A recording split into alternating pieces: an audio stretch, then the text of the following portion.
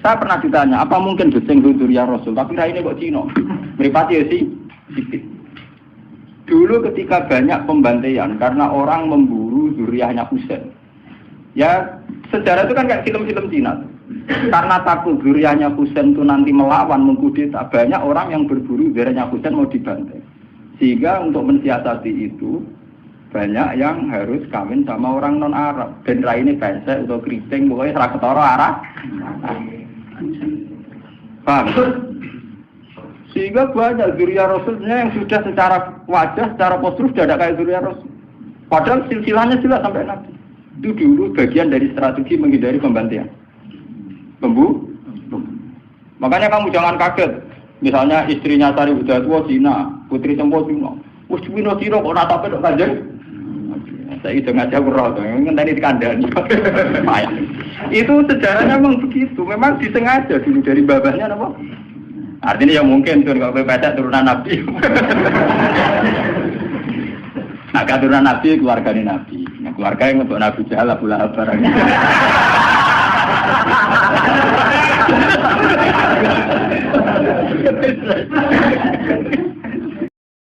Jadi ini kan terus ngaji kalau wingi bahwa nanti pada akhirnya sing mlebu neraka iku ora wong dolim tok, termasuk kita-kita sing saleh. Jadi wis sempat masuk swarga. Wong pontok haudun Nabi berarti mendekati napa? Swarga. Bahkan bagian riwayat haudun Nabi itu fil jannah. Makanya kalau wingi cerita, niki amun salah paham tuh. Orang Khawarij itu saleh-saleh wong. Justru karena kesalehannya itu melahirkan tragedi dalam Islam. Karena salehnya itu kemudian mengharamkan barang yang mubah, mewajibkan barang yang sebetulnya hanya sunnah. Penyakit wong saleh mesti begitu. Ane jajal awet ke itikaf ning masjid seminggu, saleh seminggu. Engko metu perpal perempuan kok menjagongan ning omah. Ora eling pengen. Padahal eling pangeran iso ning omah iso ning dalan. Cuma dekne selerane kan ilinge ning masjid. Wong itikaf seminggu kok gegere Kak. Gak kalah. Engko kowe seneng pengajian ya ngono. Wong kene ora seneng ngaji sing teko kok wong limo. Gelem dijak apik ta ora? Padahal ning omah ngurmat anake ya apik. Paham ya? Ning pasar dagang ngurmat anak putu ya. Apik. Cuma APM kan kiai dari pelepak-pelepok ning masjid. Tapi gara-gara pelepak-pelepok ning masjid seminggu gegere tengah. Terus menfonis orang lain. Wah ada. Jadi sebentuk kesalehan itu pasti melahirkan tragedi. Itu tadi, kamu iktikaf di masjid seminggu saja. Kamu akan janggal sama orang-orang yang berkeliaran di jalan-jalan. Hanya kamu anggap tidak sebaik kamu. Apa ingat Tuhan kalau di jalan-jalan terus? Kamu nyai di satu daerah yang ngaji 10, 20. Nanti kamu kecewa. Orang sini gak seneng ngaji, gak seneng kebenaran, gak seneng kebaikan. Padahal orang yang di rumah mungkin ngerawat anaknya juga ibadah. Gitu ya? Rawat keluarganya juga ibadah. Hanya karena dia tidak ngaji sama kamu anggap tidak ibadah. Padahal di rumah juga ibadah dia. Nah ini orang Khawarij dengan background kayak itu paling mudah begitu. Sehingga orang-orang ini nanti ketika sudah sampai ke surga, kemudian ketemu Nabi, kata Nabi mau disampaikan ke Haudun Nabi. Dia mau sampai ke telaga Nabi. Tapi pas mau sampai ke telaga, terus Nabi diingatkan oleh Allah, Mas, mereka tidak layak masuk surga. Innahum qad ahdatsu ba'dak. Mereka bikin bid'ah setelah kamu. Tapi itu umatku ya Allah, saya kenal mereka, mereka kenal saya. Ya, tapi sukon itu harus dijauhkan dari surga. Dan ini kalau cerita, kenapa kesalehan melahirkan tragedi? Ini kalau cerita. Dalam semua sejarah dunia, selalu tragedi itu dimulai dari kesalehan. Ya, mun beno sing terlambat ben sampean ngaji ya sing. Semua tragedi dunia itu dimulai dari kesalehan. Paling enggak klaim kesalehan. Ya, paling enggak klaim apa? Kesalehan. Karena semua bentuk kesalehan atas nama agama tentu langsung dikaitkan dengan Allah. Bertautan dengan hukum Allah. Kalau sudah kamu yakin itu hukum Allah, tentu kamu dengan mudah akan menghukumi kafir siapa saja yang menentang.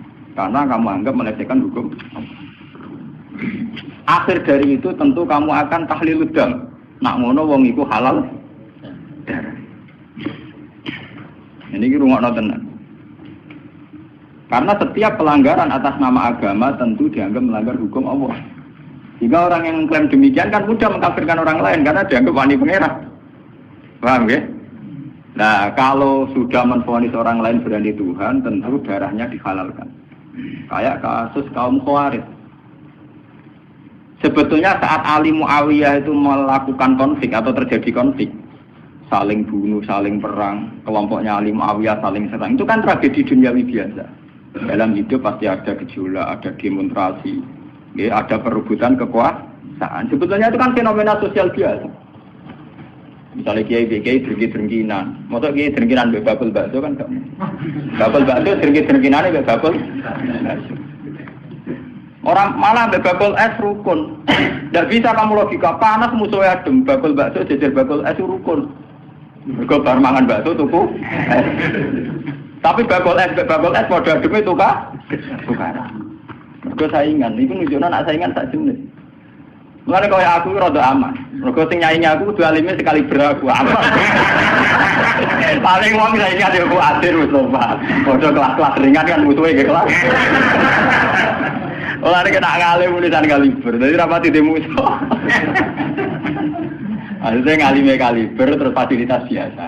Wong rapati nyucu, wong rapati hormati, wong ape drengki apaan? Wong kula yo mak turu temangsang ning kos drengkeni apa? Mun kula elmoni ya, jadi semua wong rapati drengki mun kula elmoni. Dadi ngalime kaliber fasilitas biasa. Wah aman.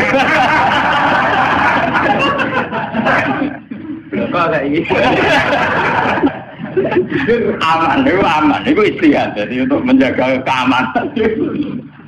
Ngalime ra kaliber yang dadi wong nyucup, wong dobar, itu mesti wong mencet lah. Alim sepi, kok wong dobar wis gegere gak karuan. Niku termasuk strategi ngadepi napa prahara. Artinya sakit di ilmoni. Sebenarnya secara ijtihad itu bisa napa? Bisa den. Lalu kalau biasa mama-mama teng kula mriko nggih rumbal we anak kula.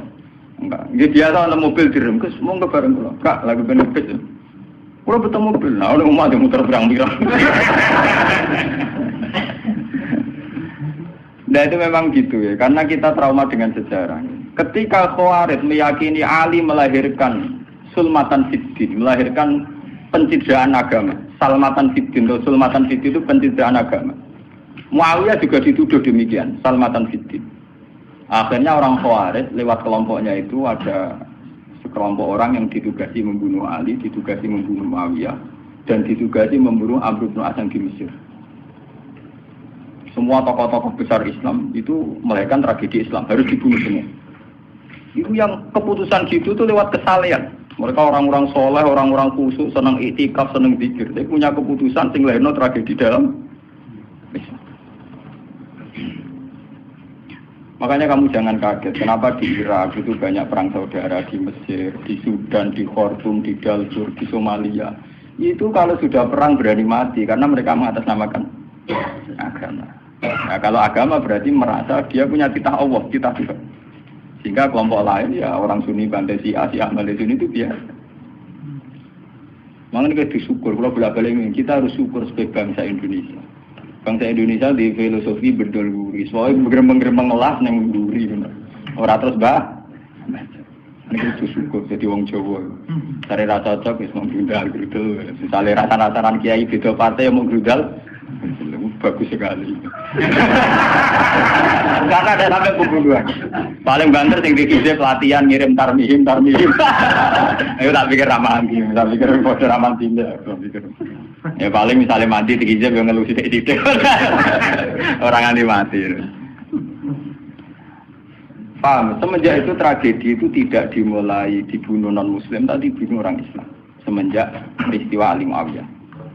Dulu Umar itu matinya masih keren. Umar itu dibunuh oleh seorang Yahudi, Abu Lulu, seorang Majusi, Abu Lulu al-Majusi. Era Utsman banyak riwayat mengatakan yang membunuh itu banyak yang tidak Islam. Tapi era Ali, Muawiyah sampai Said Husain itu yang membunuh orang Islam semua. Bahkan sulahahum, orang-orang yang kategorinya soleh. Wong soleh macam payah. Baik Madin gue kenal lagu ngukumi wong murtad itu biasa. Karena daftar kemurtatan dalam kitab-kitab salaf itu terlalu banyak. Sama kalau ngaji Sulam Taufik, Sulam Safina itu betapa mudah orang-orang masuk kategori nomor. Mulan teng pondok kula rata rego ajaran. Wah, ada sing kiai tanglet kula, Gus yo mboten mlebu ajaran iki pondok jenengan. Lagi bantah aku apa takok? Nak bantah, ya bantah-bantah, nak takok tak jawab. Ini umum kula perhitung dong, itu memang resiko. Resiko ada takfir. Bukan kitabnya yang salah, kita kalau tidak punya khazanah banyak itu resiko. Jadi kalau baca kitab gitu itu harus punya khazanah yang lain yang apa? Banyak. Sehingga tidak mudah mentakfirkan orang atau memurtadkan orang. Semenjak Ali Muawiyah tragedi, karena kelompok-kelompok soleh itu menvonis Ali itu murtad atau Muawiyah itu murtad, kemudian diteruskan, kalau gitu halal darahnya, akhirnya dibunuh. Ali ya dibunuh, Muawiyah ya seringkali mengalami percobaan dibunuh. Jadi kalau kan nanti cerita tengah sini, jadi Ali hasil dibunuh, yang Muawiyah sebetulnya subuh itu juga dibunuh, tapi pas itu Muawiyah meriang, yang imami itu wakilnya, sehingga yang dibunuh wakil. Mulane kalau bolak-balik cerita, ning tinggon nek wong kesolen mesti pintu-pintu. Wong kuwaris sih pintu-pintu. Wong ngongkon killer, ngongkon pembunuh bayaran kok tarife ngene. Lah Muawiyah ki sapa? Pokoke sing imami subuh. Ora disifati ciri-ciri spesifik mboten, pokoke sing imami subuh. Lah Muawiyah subuh pria. Nomor wong imam ya dipateni. Wong apa jenenge? Apa itu istilahnya tugas-tugas yang super bahaya kok tarifnya pokoknya sing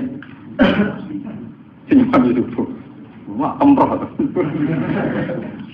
Wah, ini sing piye kotak tapi iya tanggungannya sing piye. Kemudian polisi di sekitar ora tarifnya pokoknya sing imami. Imami ya meriah. Nasibnya apa? Jadi ora pembunuh profesional. Walhasil semenjak itu tragedi dimulai dari takfir. Setelah itu ada era Muawiyah punya anak Yazid. Yazid ada isu dia senang nyabu, senang ngeflek. Dia orang yang nakal saat jadi pemimpin. Orang Islam si sholat tersinggung. Wong kok dipimpin wong dolim. Cara orang Islam ekstrem wong kok dipimpin wong ra sholat, wong ra bener kok mimpin wong bener. Akhirnya Madinah bergejolak. Madinah bergejolak ini kemudian banyak yang mervokasi Said Husain supaya ngambil alih kepemimpinan sinten. Sampai nak cerita di tragedi ke saya. Walhasil Said Husain akhirnya lewat bantuan orang-orang Kufah. Orang Kufah itu saat ini dari wilayah Irak. Ya. Jadi kayak Kufah, Asfahan, terus Nahrawan itu ikut wilayah Irak dulu. Ketika Irak pecah dengan Iran, ikut wilayah apa? Iran. Dulu yang situ semua itu namanya orang dulu kalau bilang itu Kufah sama Basra. Gitu, makanya kalau di kitab-kitab Nahwu semua kitab salah kalau bahasakan kawasan itu, kalau ada kawasan Kufah ya apa? Sekarang di bahasa internasional lebih dikenal Irak semua. Tapi kalau dulu orang bilang itu Kufah, Basra, Nahrawan, Asbahan, Khurasan. Itu kan ya kawasan-kawasan itu. Dan Rosamban. Orang-orang Kufah datang ke Madinah. Ya Husain, karena Yazid itu zalim, kita-kita yang nanti di Kufah siap membeat jenengan jadi khalifah, siap dukung jenengan jadi apa? Khalifah. Ini ku mengkudeta kepemimpinan ya Yazid. Said Husain sebagai orang senior, beliau konsultasi sama Sayyid Ibnu Abbas. Ibnu Abbas itu pernah paman, karena Ibnu Abbas itu misananya Nabi. Ya, Ibnu Abbas itu kan misananya sinten Nabi. Beliau itu sugeng nanti era Said Husain ya. Ibnu Abbas sugeng nanti era Said Husain. Ketika Said Husain konsultasi sama Ibnu Abbas, dihentikan ini. Yabna ammi al-Kufah la tafi. Sopo sing ape dukung kowe? Tiang Kufah ya ammi. Wong Kufah atau jujur. Wong Kufah itu bulet gak welet. Al-Kufah la tafi. Wong Kufah nak janji atau nepat. Dulu kayak kawasan Kufah ini sampai kalau cerita sejarah, bin zaman roh. Kan tiap daerah kan terkenalan dewe-dewe. Ono daerah terkenal Bedol Guri, ono daerah terkenal Badoan. Ibu tenan ora tiap daerah kan terkenalan dewe-dewe. Yang repot terkenal Bedol Guri, ono terkenal kayak Madura Bado. Ono terkenal daerah, oh daerah kono medhit kabeh. Nah, kawin sudo, wah wani wong lanang kan tiap daerah dia terkenalan sendiri-sendiri. Paham ya, karena perilaku budaya orang mesti ada ciri. Nah, itu di era itu Kufah itu punya ciri khas al-Kufah la tafi. Wong Kufah mesti ora ju. Tenang. Walhasil akhirnya Said Husain minta maklum ya, minta supaya dimaklumi. Ya Ami, saya ini sudah bertekad untuk menuruti permintaan orang-orang Kufah. Jadi meskipun paman saya melarang, saya tetap berangkat. Kata Ibn Abbas, ya sudah kalau itu jadi keputusan kamu. Mulanya Said Husain itu terkenal Said sing brengkel. Mulanya kena dititeni. Said sing turunan Husain itu rata-rata brengkel-brengkel. Nggih, kados orang Iran itu rata-rata Saidnya Husain. Kados Abdul Qadir, kados Said Muhammad itu Al Hasan. Makanya kalau Said Muhammad itu Al Hasan rata-rata karena Said Hasan dulu itu yang punya keputusan amul istima. Jadi tidak mau perang.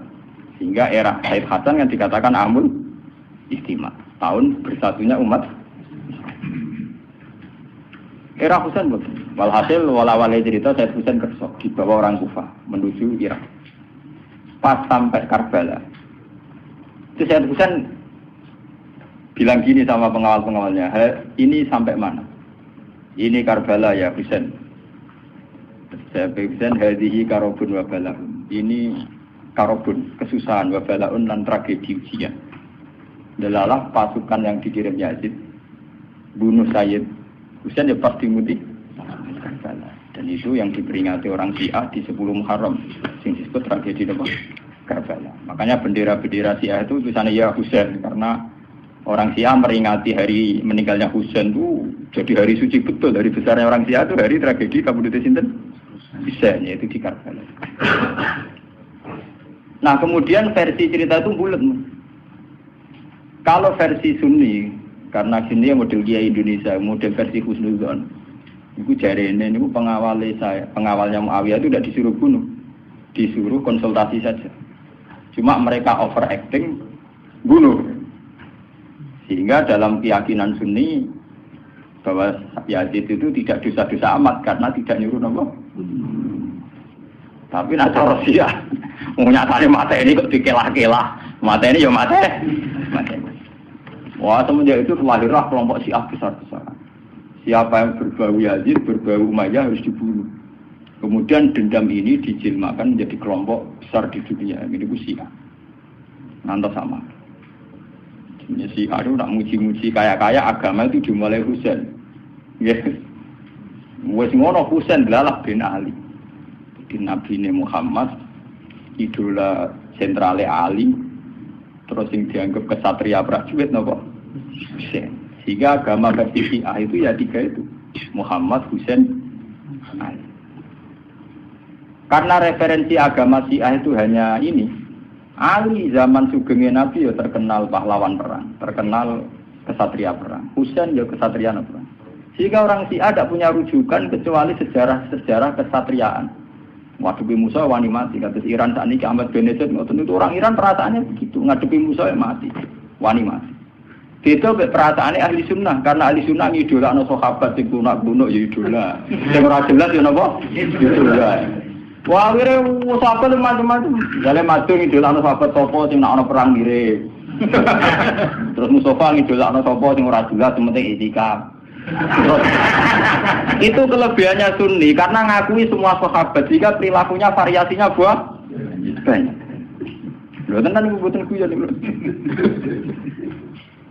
Karena variasi idolanya napa? Banyak. Jika orang Sunni bentuke beda-beda. Mungkin dah kebet itu. Mungkin dah kemana sing ngene. Oh pengamat itu ngamati salat ngono paling pusing. Muka harus yang standar. Salate Muhammadiyah, PKS, Salafim di standar. Carane ngono pusing. Dia ini terkenal alim. Allahu Akbar. Ana sing watlak, Allahu Akbar. Allah.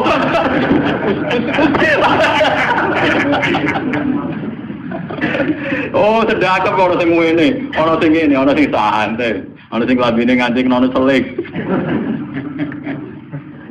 Karena orang Sunni terlalu banyak tokoh idola, karena keyakinan Sunni semua sahabat itu layak diikuti. Iku mbok barokah bolak nak keyakinan wong Sunni iku semua sahabat layak napa? Sahabat macam-macam, akhirnya wong Sunni macam-macam. Itu beda dengan Syiah. Sentral sejarahnya di Husain. Husain sebagai martel perang atau kesatria perang. Ali terkenal Al-Qarrar, orang yang reputasinya juga tentang apa? Jika dalam terminologi Syiah itu tidak ada istilah bil hikmati wal mau'izatil hasanah, sing sabar ngadepi musuh sing santun ora mahal tuh tak Jawa niku. Paham ya? Sampeyan ngerti kenapa sih acara berpikir demi nek Sunni mboten. Mau kiai iku dhisik ning daerah Abangan. Mujite sik Islam ora males. Malah ndonga. Wah cerita seputar rawani tok. Seputar sabar, seputar kawan. Jarang kok kiai Sunni wani jotosan. Jadi sejarah dengan sabar.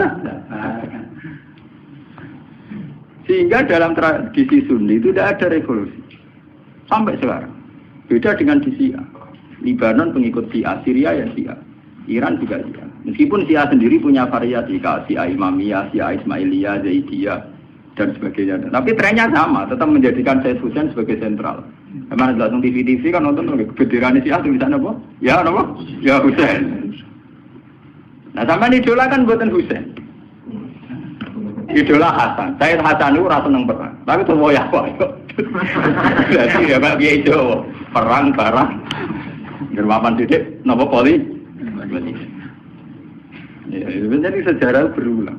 Ya apa-apa. Jadi perang repot. Mau ya mirip perang. Itu cerita. Bon akhirnya setelah era Yazid, kemudian ada dinasti-dinasti. Kemudian era Yazid karena bin Muawiyah disebut dinasti Umayyah.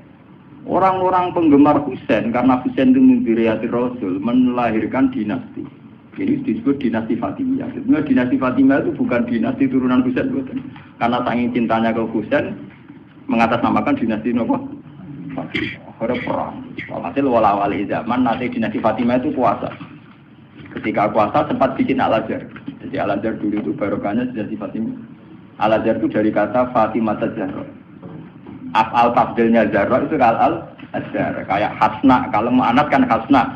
Kalau bahasa Arab untuk af'al tafdil Al-Ahsan. Jadi kalau Zahra berarti menjadi Azhar. Itu karena bahasa saja kayak Hasna mu'anats, kalau Ahsan untuk af'al tafdilnya. Jadi kalau Zahra jadi apa? Azhar. Jadi kata Fatimah Zahra. Ya sudah begitu.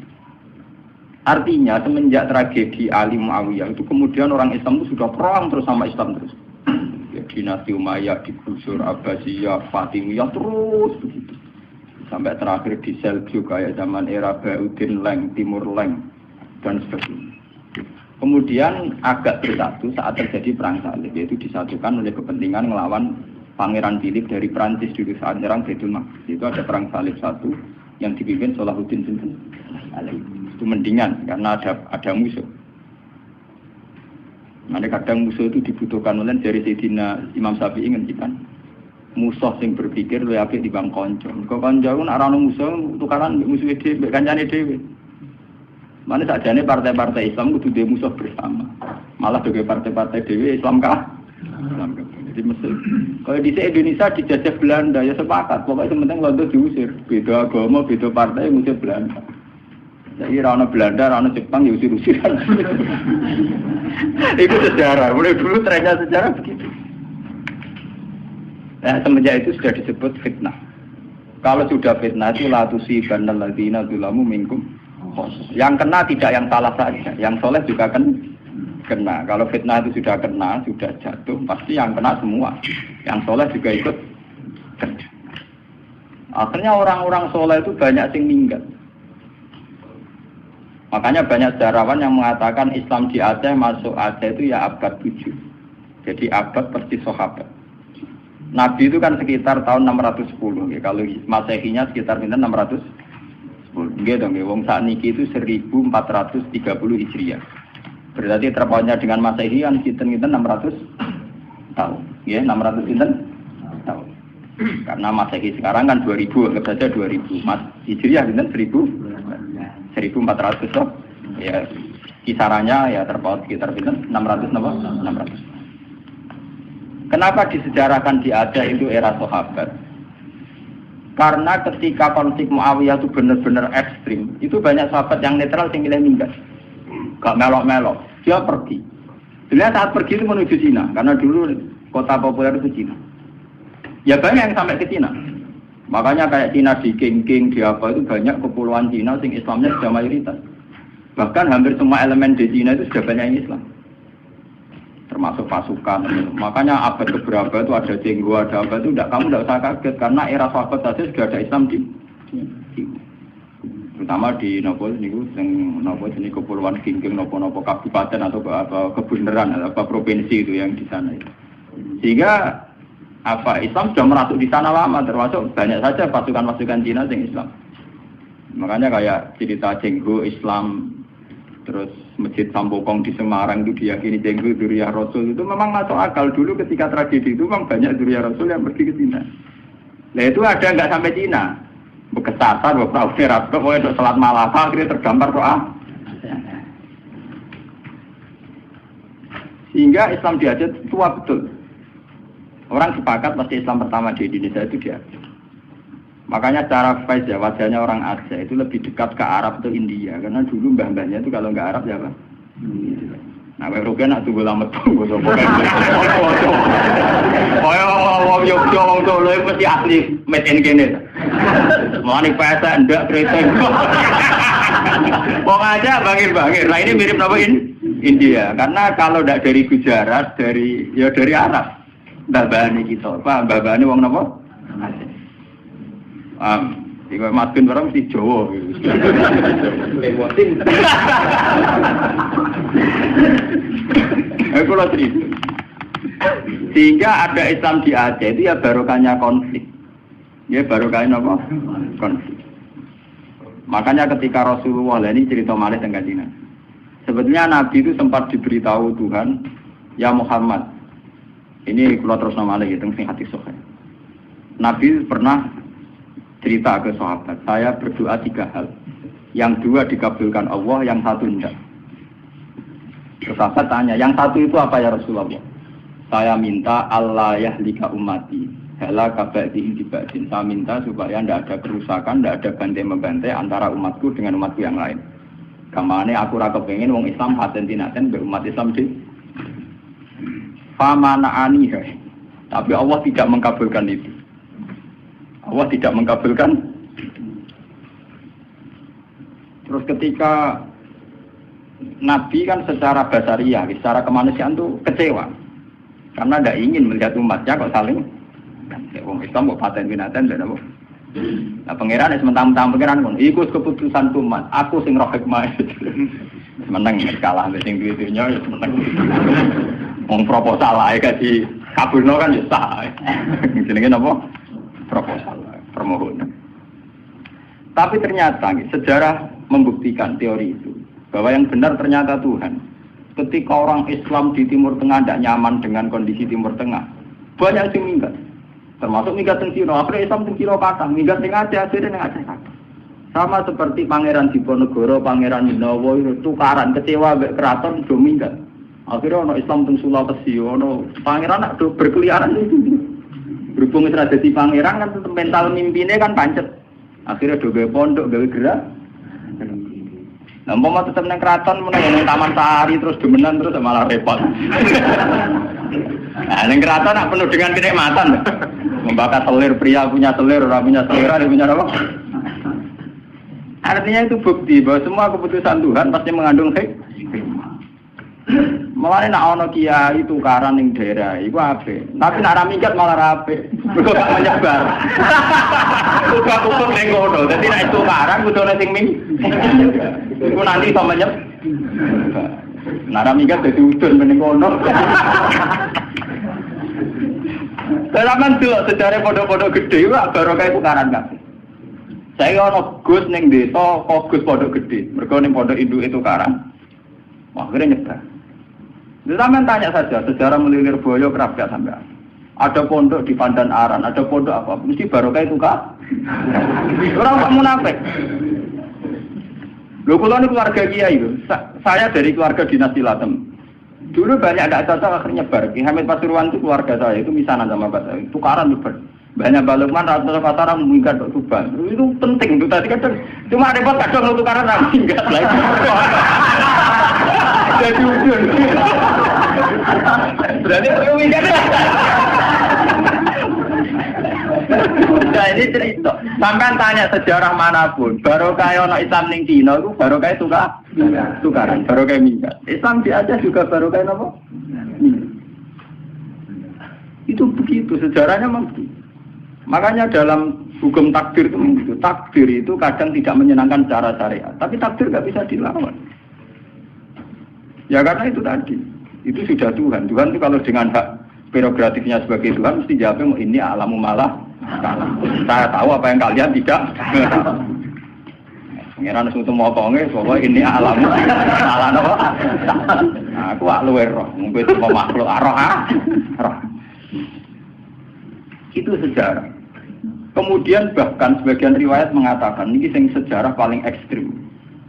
Zuriyahnya Husain itu banyak habaib yang alim, yang bahkan mensyaratkan nggak boleh nikah sama Sarifah, harus nikah sama Ajab. Makanya banyak saya kasus bin Yahya bin Bafadol atau Balfaqih itu banyak yang gak rai saya jelas. Rai ini, saya kadang rai Cino, ya kayak cenggu barang itu. Saya pernah ditanya, apa mungkin cenggu Zuriyah Rasul, tapi rai ini kok Cino? Meripati ya sih, sedikit. Dulu ketika banyak pembantaian karena orang memburu zuriyahnya Husain. Ya sejarah itu kan kayak film-film Cina. Karena takut zuriyahnya Husain itu nanti melawan, mengkudeta, banyak orang yang berburu zuriyahnya Husain mau dibantai.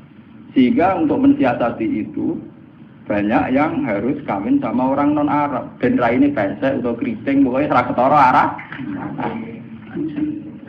Paham? Sehingga banyak zuriyah Rasulnya yang sudah secara wajah, secara postur sudah ada kayak zuriyah Rasul. Padahal silsilahnya jelas sampai Nabi. Itu dulu bagian dari strategi menghindari pembantaian. Makanya kamu jangan kaget. Misalnya istrinya Sari Udatua Cina, putri Sempo Cina. Wes Cina Cina kok natape kok kanjeng. Saya itu ngajak roh tuh, ngenteni dikandani. Itu sejarahnya memang begitu. Memang disengaja dulu dari babahnya apa? Artinya ya mungkin tuh kalau beda turunan Nabi. Nah keturunan Nabi keluarganya Nabi. Nah, keluarga yang untuk Nabi Jahal Abu Lahab barang.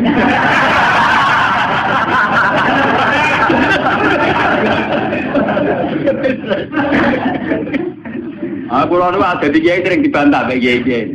Kalau akan darani ngaku coba gak sunat kiai coba. Coba sunat Nabi kok. Jadi Gus Bak gak sunat karpet ya, kon takok aku. Maksudnya jiran sih, gak cara kowe Abu Jahal juban, juban Abu Lahab juban. Ya iki juban ora Nabi tok Abu Jahal Abu Lahab napa? Lah sampean delok ning film-film Arab kok ngoten. Bajingane juban, dibajing napa? Oh manene pakaiane. Lah nak salat itu khate Nabi, mergo Abu Jahal gak salat. Sunah Nabi yo salat iku, mergo Abu Jahal gak tau napa? Coba Abu Jahal kenapa? Coba agak deh. Orang dulu versi film, versi tenar apa podo? Lama anak gue misalnya Islam lugur, orang Islam dijahat orang Juban, kiai dijahat. Orang akhirnya orang Juban, agak murah, lama. Kau ada agak kena dulu film, orang Juban di kono. Gimana Juban di kono kok? Sebagai. Jadi tangan-tangan jiran iki bener Gus, tapi ngoten niku cara salah paham, seneng ngamuk wedi salah paham ya. Nah, kalau cerita itu tragedi-tragedi itu namanya fitnah. Tapi jangan kira kalau fitnah itu kemudian buruk, enggak. Makanya ketika Allah Ta'ala wa nabluukum bisyarri wal khairi fitnah. Semua itu hanya uji. Itu akan berlalu secara baik-baik. Tidak ada apa-apa. Itu sudah sunahnya Tuhan. Akan berlalu secara baik-baik. Jarang ana wong mapan mergo duwe tuan yang baik. Mergo nak tuan yang baik menina bubukan akhirnya bocahku cengeng. Akeh wong disio-sio keluargane dadi wong kuat, wong mandiri akhirnya sugih. Dadi akeh wong sugih baru kae disio. Jarang wong sugih baru kae dinina bubukan. Iku nunjukno kadang di tuan jahat wis barokah. Mergo kersane pangeran, kita tidak mungkin nyari atmo jahat, wong jahat kok disariatno. Tapi berapa orang yang mandiri mergo di sini si tonggo utang ra oleh ra dipercaya? Ya. Lho kowe ora usah nentang hikmah pangeran. Pangeran sing dudu ya coba tentang. Paham ya? Jadi drengki itu ya orang arah jadi syariat, tapi baru kayak drengki ya luar biasa. Nah, saya konsumen itu baru kayak drengki kabeh. Onong di toko, tagane drengki gawe toko, kabeh gawe toko. Akhirnya barang murah. Mergo sing kompetisi akeh. Sing untung konsu. Kowe ngaji mak suwe aku, lha tak terang. Ada pengiran nggak semokong, ngerti tentang Kanjeng Nabi ngajak nomor permohonan sing aneh-aneh. Mas, kowe roh aku pengen. Ini alamu malah apa? Makanya ngaji ini harus sampean menjadi tahu. Kenapa fitnah itu kita takut. Tapi ya jangan nganggep itu tragedi segalanya. Ya biasa-biasa mawon itu sudah sunah. Lah kenapa sirinya Allah tidak ingin bahwa umat Islam dibunuh oleh non-muslim? Ini wonten sejarah. Ketika Kanjeng Nabi minta itu enggak dikabulkan, kemudian sejarah terbukti demikian. Yaitu misalnya Ali dibunuh oleh orang Khawarij, Said Husain dibunuh oleh pasukannya ya. Terus sampai ke Demak Bintoro. Arya Penangsang mantine mbek pangeran apa? Sutawijaya napa sinten? Panembahan Cina. Ya begitu. Sejarah di Demak Bintoro sampai sekarang. Kenapa begitu? Tuhan bukan. Ternyata itu menyangkut gengsi. Kata Allah, aku malah ra ikhlas. Nak kekasihku dipateni mbek musuhku. Ada podo kekasihku. Terus podo kayak teori wong Jawa. Kowe nak dia anak itu ditabuki tangga ora trimo. Tapi nak sing nabuk kakake cek luwih trimo, ditabuk kakake dhewe. Tapi wong liya kowe malah rae. Mulai sia-sia bertua ora apa-apa. Timbang sia-sia wong liya. Ternyata itu luwih masuk akal dari pangeran. Akhirnya Kanjeng Nabi sadar, tangan-tangan nggih Gusti. Artinya luwih masuk akal, sia-sia balane dhewe. Kue dia anak disia-sia kakak nyanyi adik dan sebaliknya kue luwih gampang timbang disia-sia wong mesti ra terima sapa wani misoya anak lha nek kakake misoya adik kan aja ngono lho itu nah itu detail sekali di kitab ini itu dikarang oleh kitab ulama-ulama kaliber mulai kados sinten Ibnu Khaldun kayak Imam Tobari termasuk Imam Bukhari itu sejarah begitu sampai sekarang. Kowe ora usah Rasulullah, partai Islam pirang-pirang nggo dadi sitok niku ya ora iso wis sunah pangeran ya kudu tukar. Lah tapi gara-gara tukaran berapa kiai yang punya kegiatan? Monggo partai sitok berapa kiai yang nganggur? Karena ada pengurus partai. Gara-gara partai pirang-pirang berapa ribu pengangguran itu dokter. Kok partai akeh rebutan dadi pengurus kan butuh pengurus akeh. Banyak orang enggak nganggur. Tetap pinter pangeran kok. Lho nggih, misale partai Islam tunggal iki diserah kanggo. Gara-gara ono partai Islam cilik-cilik pambu kabeh. Akhire entuk aktivitas kabeh. Alhamdulillah. Lu enggak apa-apa, itu secara teori hikmah lho. Saya ngomong dengan kapasitas ulama lho, bukan gak ada kepentingan lho. Itu enggak apa-apa, itu ada hikmah. Niku mantul ra ngandel pokoke keyakinan kula ngoten, nyatane buktine ngoten. Kowe ape mungkiri bukti, mungkiri kersane sinten? Pengen. Ndak bisa.